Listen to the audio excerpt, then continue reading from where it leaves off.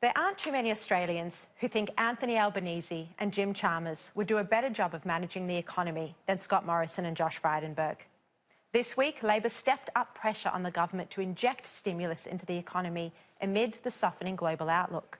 They attacked the government over its handling of the economy for 2 days straight in question time. There's also been pressure on the government from the RBA, the IMF and industry groups to complement the interest rate cuts with a more aggressive fiscal strategy at the expense of the budget surplus. But the PM and Frydenberg are both refusing to budge. They want to look at the impact of the July tax cuts before deciding whether to inject even more stimulus into the economy.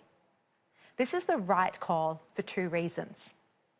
Firstly, the idea that the government should announce new cash handouts to respond to a slight softening in our economy is too premature. It's even ludicrous. If there were a recession next year or the year after, our capacity to respond to it or even prevent the full force of its hit would be weakened if we'd already splurged cash handouts unnecessarily when they weren't absolutely essential.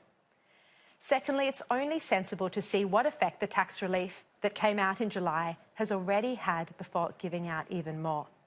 There's going to be a lot riding on the September quarter growth figures, which will be released in early December.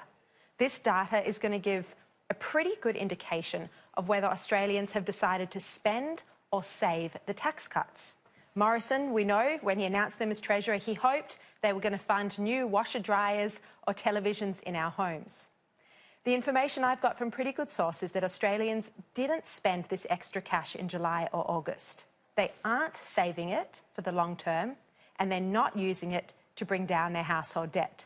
The conclusion at the highest levels of government is that people are going to spend the cash at some point soon. The expectation is it'll be around now or potentially in the lead up to Christmas. I spoke to Gerry Harvey today, and he agrees with what the official data looks like, or the early indication of the official data looks like. He agrees that Australians haven't yet spent the tax cuts. He says it's a very different situation to when Kevin Rudd gave $900 out and sales instantly went up. But if the tax relief hasn't had its desired impact and if growth is still sluggish by December, more stimulus is something the government is prepared to look at. The options that are on the table, if that scenario eventuates, include revisiting company tax cuts in a targeted way. This could be tax cuts for new businesses or even company tax cuts for larger businesses, excluding the banks. Other options are to increase the instant asset write-off or bring forward more infrastructure spending. The government would also consider short-term targeted welfare measures for those on lower incomes, and this could be alterations to the pension, a New Start increase, or just a straightforward cash handout. But at this point, all of these measures are considered unnecessary by the government. The IMF's reduction of Australia's economic growth forecast to just 1.7% is already outdated, even though their report just came out a couple of days ago. The RBA Governor, Dr. Philip Lowe, gave a speech in Washington overnight where he had a more optimistic outlook for Australia's growth. He said there'd been a gentle turning and a changing mood in the economy. Here's what he had to say.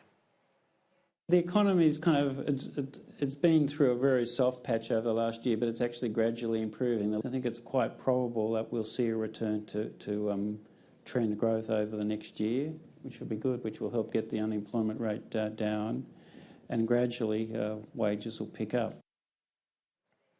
Now, there's a question over whether the rate cuts that the RBA have implemented are having any effect at all. And some in the Morrison government are privately critical that the RBA didn't act earlier, even as early as a year ago.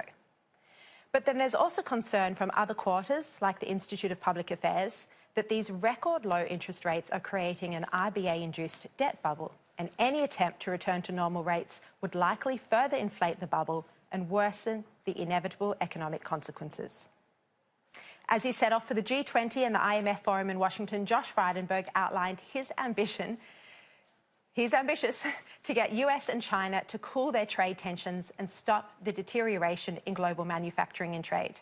While it seems pretty unlikely that Donald Trump or Xi Jinping will follow the entreaties of an Australian treasurer, we can only hope the famous Frydenberg charm offensive pays off. Our economy could very well depend on it.